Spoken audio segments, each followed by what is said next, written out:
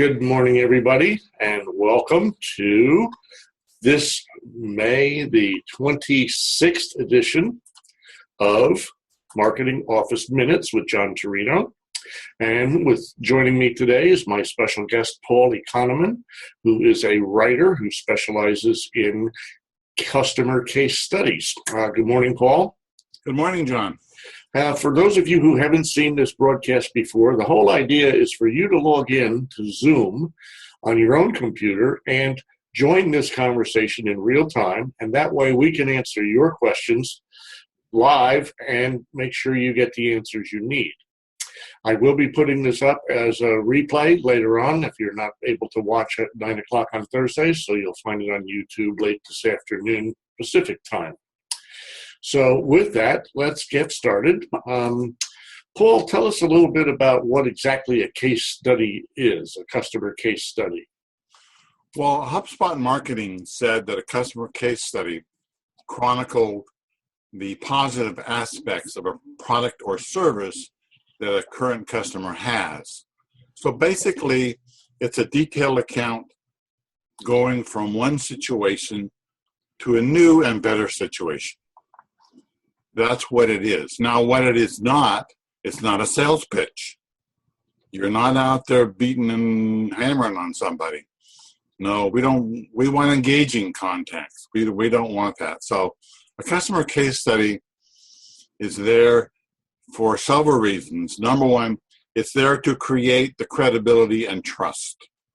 Now, back in my day, credibility and trust was something that automatically came with the territory. My father had a landscaping business. And so naturally, everybody in the town knew him, knew what he did, knew the quality of service, and they trusted him. Well, these days, with the internet and so on, that's just not possible. So you need to create that trust and credibility.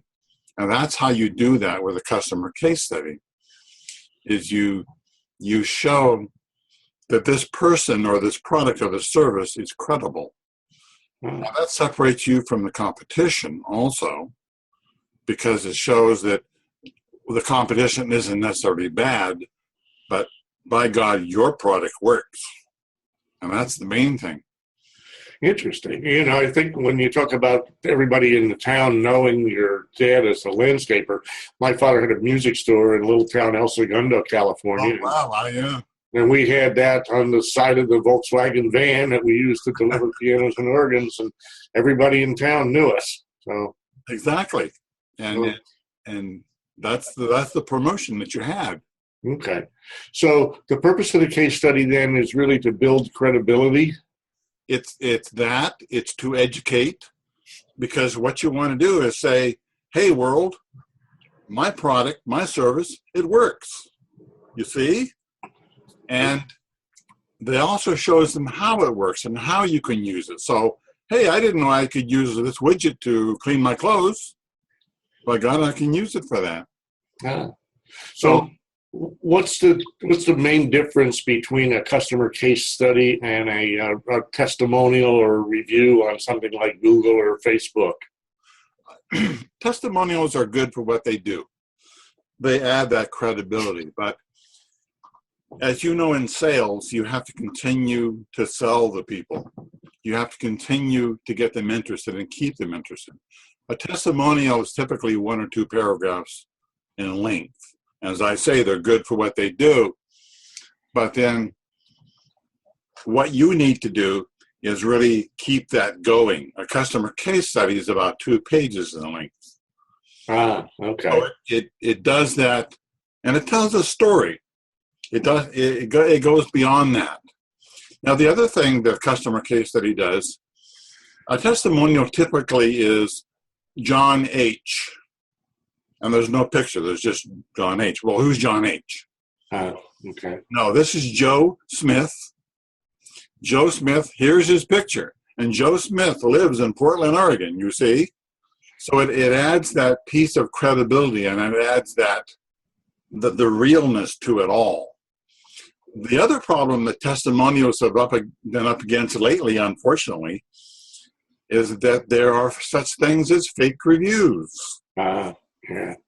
The Attorney General of New York in 2013 fined a number of companies because they paid to have fake reviews. Mm.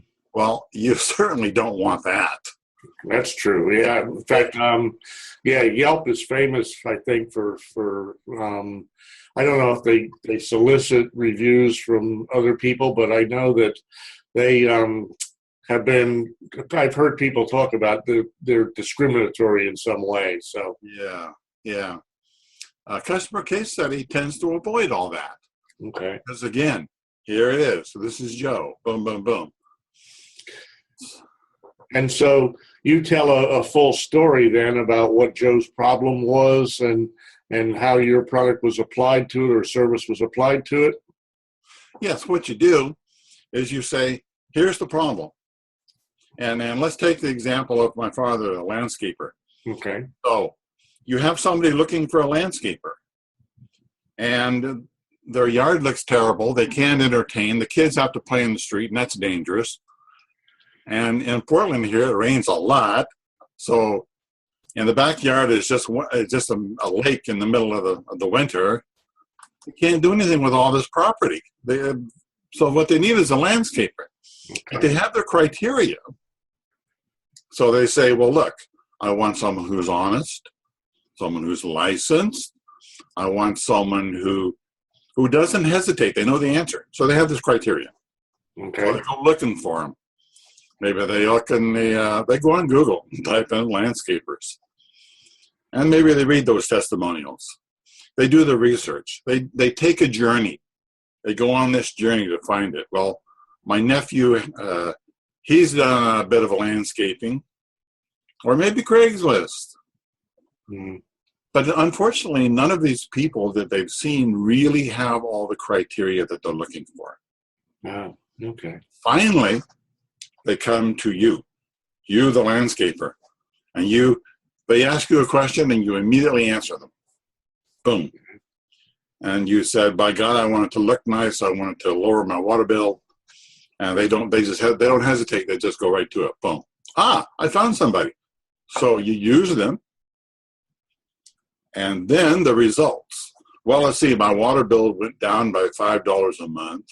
And now my children don't have to play in the street anymore. And so on and so on. So you've taken that journey and you've shown that this is my life now.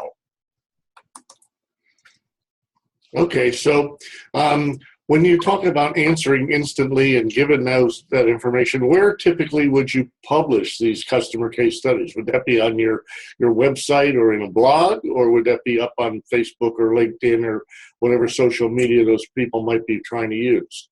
All of the above and more. Oh, okay. You can put it on the website. It's great for that because right. A person, when they open up your website, boom, they immediately see trust. Also, I've done a number of trade shows in my life, and I know that when you go there, the people walk up to the booth and they want to see what you've got. You give them your story, you tell them and then you hand them a customer case study. Hmm. What you've given them is a third-party endorsement from someone who has nothing to gain, who's not being paid, and they just say, this is a wonderful thing. Boom. So you can do that. You can do press releases. You can, try putting it on your telephone hold message. When somebody calls in, instead of having that boring music that puts them to sleep, give them a customer case study. Okay. That's interesting. Yeah. So you mentioned a trade show. That's one use for the customer case study. What are some of the other good uses for it? Well, I would say basically anywhere and any part of your social media program, a customer case study should be in there, because a customer case study actually moves a person from the moment they open the doors to your website, and it moves them along to the point of sale. Boom. So speaking of sales, I've done a number of sales in my times, and I know if everybody just walked up and handed you money, that'd be one thing. They don't do that. No, a good salesman knows that you have to close and you have to continue to have engaging conversation with them. You have to continue to interest them. You have to establish that point of reality. Well, that's exactly what a customer case study does. So in the middle of your presentation, you say, oh, Mr. Jones, by the way, did you see that Fred Smith says, well, here, read this. Now again, now it's not a sales pitch anymore. It's Fred Smith saying that what I just said was true. Okay. Another place you might put it is an employee, when you get a new hire. Okay. Put a new hire in there. And it shows them that the company that they're working for is legitimate. The product works. Hey, you picked a good company. Ah, interesting. I used to market high-tech hardware and software, capital equipment, $250,000 and up stuff. And one of the things that the sales folks always used to ask for was more stuff, if you will. Yeah. And to me, stuff was data sheets, it was application notes. And in that high-tech world, the application note of how to use a product was probably just as important as the customer case study or the testimonial. Yeah. And sometimes, they kind of got merged together. But you're right, the sales folks really want stuff that they can hand to a potential customer, right, and use that to build that credibility and to illustrate how the product or service will solve their problem because it solves somebody else's like that. So it seems to me if you can build those case studies up with a variety of different applications, a variety of different solutions, and a variety of different people, that would probably be pretty valuable information to be able to have for stuff to hand out to people. Yes. And actually there's been studies done.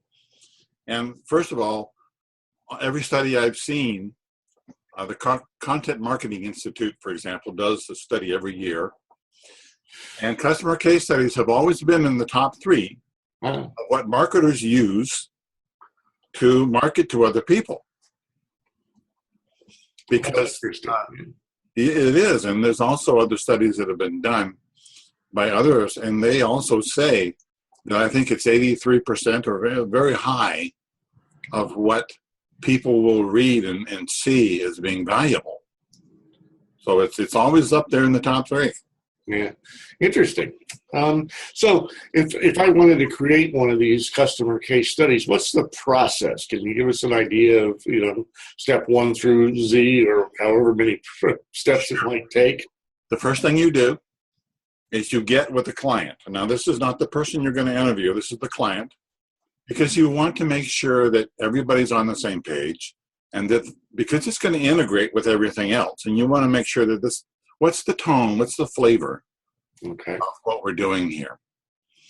And you've done that, you've interviewed it, you've got some information on the company, and then you have them get you in touch with a happy customer.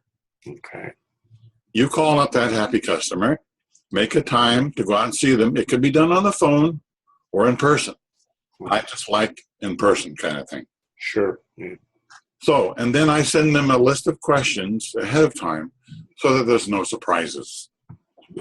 And being a good journalist that I am, I can always go this way or that way. But basically, here's what we're going to ask you. When I sit down with them or I'm over the phone, I record it and I get their permission. It usually takes about an hour. Right. Okay. And then when we're done, when I've done with all my quotes and stuff, I transcribe it and I send that back to the person that's you interviewed to make sure that those quotes are correct. Okay. Now we've done that. Then you take the story, the whole write-up of it. You write the headlines, you write the subheadlines, and usually I would send 2 copies to the client. You want to send, number 1, the text. Right. So they're going to have their graphic designer put it in a nice form. The writer never does that. Okay. Something for the graphic designer to do, because again, he wants to coordinate it. Yeah, I mean, when you think about it, the issue of branding, you want to make sure all of your stuff, carries the same message and the same voice and the same logos, so that it all looks like it's coming from the same company. Exactly. And you do put your logo on the customer case study, by the way. Okay. So yeah, it's all got to look the same. You're exactly right. It all wants to look the same. But what I also do is I also send a proposed layout. So what you do is you just write the headline, and I propose a layout, and I said, put this picture here, and they can do what they want with it. Sure. I just say, hey, here's an idea. Boom, send it out, and that's it. And then changes. You want to make any changes necessary. I don't ever charge to make changes. Okay. I never do. Just take the viewpoint that, look, until you're really happy with this, we're not done. Okay, that makes sense. Exactly. I worked for a company called John Fluke Manufacturing Company one time for several years, and John Fluke Sr., rest his soul, who passed away many years ago, used to say to his salespeople and his customer support people, and actually everybody in the company, give the customer a little bit more than they expected, and they will be loyal forever. So, let me tell you, that is the essence of sales. You always give them more than what they ask for. Yes, you are so right. Yeah. I mean, so often you see salespeople will overpromise and underdeliver because they're hungry for the commission or whatever. But those kinds of things just never work out in the long term. And it's much more expensive to get a new customer than to retain one. So, right. And of course, they're going to go out and tell other people. Right. Job you did. So, oh, man. Yeah, that statistic is out there too. I think if somebody really likes what they got, they'll tell one or two or three. If they don't like it, they'll tell 10 to 20. Exactly. Yeah. So, what qualities should a customer look for, or a business owner look for, in creating a good customer case study? What kind of customer works best? First of all, one that's very happy. I mean, the lady I talked to yesterday, she was just ecstatic. She couldn't say enough good about it. Mm-hmm. Well, that gives me some awfully good quotes. But secondly, it should be high-spirited. And I want to say almost playful, but it has to coordinate with the rest of the sales of the campaign. But generally, it should be high-spirited. Because you're talking, this person is you want to be down to earth about it. Right. You don't want to be scholarly or no. This is not the time to impress people with your writing. This is something this is an average Joe. So write it in the average Joe style. Know that this is an average Joe. So they should look for maybe 2 pages, average customer case study. Sometimes it goes 3 or 4 pages. Okay. That's on the subject. But just make sure it's done that style. Make sure that it has such information such as their first name, their last name, their picture, and a little bit of information about them, just to establish that credibility. Okay, interesting. Yeah. One of the things you said there triggered a thought, and then it went away. So if it comes back, I'll ask it again. It had to do with, what the heck did it have to do with? Gosh, I don't know. But let's move on to another question. How often do you think that a business owner should get new case studies? I would do them regularly just because, because things change. Yeah. Keeping in mind that Google now, with their new algorithms and the way that they check for fresh content and that kind of thing, you don't want to get too stale. Also, keeping in mind that the customer is getting new products, getting new services, or maybe tweaking an old one, or this is the 2.0 version. Well, that's not the same as the 1.5 version. So get a customer case study on the new one. The internet and social media marketing is it's always evolving, and you need to have the customer case studies to keep up with that. So there's no really time limit per se, but just do it every once in a while. Oh, okay. Interesting. So can you give me some examples of some of the companies that you've done these case studies for, Paul? I've done one for a nutritional company. Okay. And that was maybe I'm getting off the subject here, but that was a very impressive lady that I talked to. Uh-huh. It's a nutritional supplement, but just what it did to her. I've talked to, last week I actually interviewed a man who has a ping pong social club here in Portland. Oh, wow. New. Yeah, and then of course there were some nonprofits. I did one for the local library here. Okay. And I interviewed one of the patrons and just thought they were the greatest thing in the whole world. And they've since become part of the county system, but back then they were trying to promote themselves. So I do some, I just did that for a freebie. Because it's a local library and it's, it deserves to be served. Sure.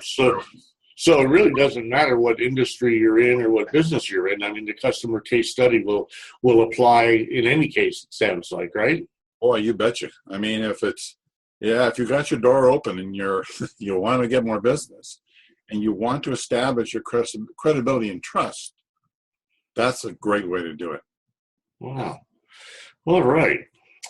Well, I've sort of run out of questions, but you want to expand on anything? I was talking, or the thought that came back to me was the high-spirited comment you made. Sure. The statistics I've seen also show that telling stories that are engaging, is a really effective way to do that marketing. And then the other piece of it, which had to do with writing to express rather than writing to impress. That was the thought. Yes. So you mentioned making sure that you write it in for the average Joe, and that you don't just try to show how smart you are. You're really trying to get that point across and write it with the reader in mind. Quite true. So don't use any words that sound impressive. Talk everyday language. Besides, the person comes across a word they don't understand, they go, what, huh? No. Just use simple language. And if the person that you're interviewing or the story is about something that's more technical, just explain it. Okay. And understand who's going to be reading this case study. Is it the engineers? Keeping in mind that, yes, it could be the engineers, but other people may wind up reading it. So you really need to make sure that, again, the average Joe is understood. You don't want to do it in such a way that you're looking down on people or making them, I'm impressive, I have a degree kind of thing. And just make it simple, to the point. And the other thing that you made is an excellent point, because people need facts. Right. Go on. My wife, for example, whenever she gets something, she goes on the internet and just all this research. That's great. People do that. They want these facts. They want these figures. Right. How does this compare to that? How does it compare? But I'll tell you, you're right. When it comes down to it, tell a story. Because people need facts, but they love stories. And a story will stick with them so much longer than when the facts go. They'll remember that story. Yeah, I'm thinking back again to my days of the high-tech marketing when you're talking about multiple audiences, and I used to teach design engineers, electronic design engineers, how to make their circuits easier to test. And the test engineers were the people who always hired me because they were the ones that were feeling the pain. And so one of the things I used to have to really get across to these folks in order to get a seminar booked in-house was that you got to stop talking in nanoseconds and picofarads, right, which are the technical things of ones and zeros, right, and talk about debits and credits and dollars and cents and, exactly, and benefits and personal benefits, because that's really what's going to make an impact on the reader. Is that, what's in it? The what's in it for me is still an awfully big piece. Oh yeah, and it always will be. And speaking of that, there's another use for customer case studies. If you want to get additional capital and you need to go to a venture capitalist, you need to make sure he understands that. A customer case study is a great way to show them that what they're putting their money into, they'll get the return and they'll make a profit. But see, that's what a venture capitalist wants, and that's not the same thing as an IT or a manager. So you need to make sure it covers the spectrum. Okay. All right. Well, listen, Paul, it's been a pleasure having you on today. If people want to contact you, what's the best way for them to do that? I would say my website. Okay. Which that is website is what? Well, actually, by email on the website, which is Paul at the writer named Paul.com. So that's Paul at the writer named Paul. Correct. All one word? All one word. Okay. They can also go to my LinkedIn page. Okay. All right. And so they can email you at Paul at the writer named Paul.com. And what's the website itself? The writer named Paul. Oh, the writer named Paul is the website itself. Okay. Super. Well, I will be adding that to, let me get it written down here. I will be adding that to the credits at the end of this replay once I get it translated into something that Movie Maker can read, and I bring it up and I put the front end and the back end on it. So again, thank you so much for spending the time with me and sharing your expertise on this topic. And hopefully we'll have you on maybe again sometime in the future. John, I've certainly enjoyed this. I love talking to you. Well, thank you. You have some very good things to say, and I appreciate you giving me this opportunity. Happy to do it, Paul. Listen, have a great rest of the day. All right. And I'll see you soon. Thanks, John. Bye-bye. Bye.